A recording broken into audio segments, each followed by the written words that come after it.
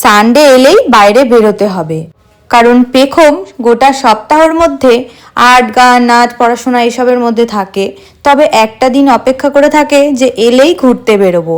তাই সন্ধ্যাবেলা আমরা তিনজনেই বেরিয়ে পড়েছি ঘুরতে। আজ আবার পেখম বলছিল পিৎজা খাবে, তাই ওকে পিৎজা খাওয়াতে নিয়ে চলে এসেছি রয়্যাল পিৎজাতে। এখানে পিৎজা এছাড়াও ভেটকি মাছের ফিশ ফ্রাইটা ভীষণ ভালো করে।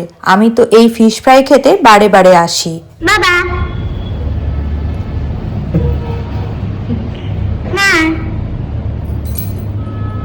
পিৎজা আর ফিশ ফ্রাইটা অর্ডার করে দিয়েছি। আমাদের পিৎজাটা দিয়ে দিয়েছে। এই পিৎজাটা মনে হয় ভালো হবে, তাই না? কি ভালো হবে? টেনে নে সামনে।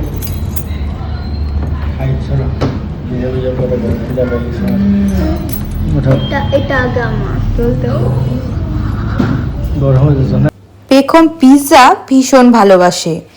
ও তো এতটা খেতেই পারবে না, তাই আমি আর পেখমের বাবা দুজনে 2 পিস নিয়ে নিলাম, আর 2 পিস পেখমের রইল। পিৎজাটা একটু গরম ছিল, তাই খেতে একটু গরম লাগছিল। তবুও এটা আবার গরম না খেলে পরে শক্ত হয়ে যাবে। আমাদের ভেটকির ফিশ ফ্রাইটাও দিয়ে দিয়েছে, তার সাথে কাসুন্দি আর মেয়োনিজ আর বাঁধাকপি দিয়ে গার্নিশ করে দিয়েছে। বাঁধাকপি, পেঁয়াজ দেয়নি, বাঁধাকপি। পেখম বলছে খুব ভালো হয়েছে।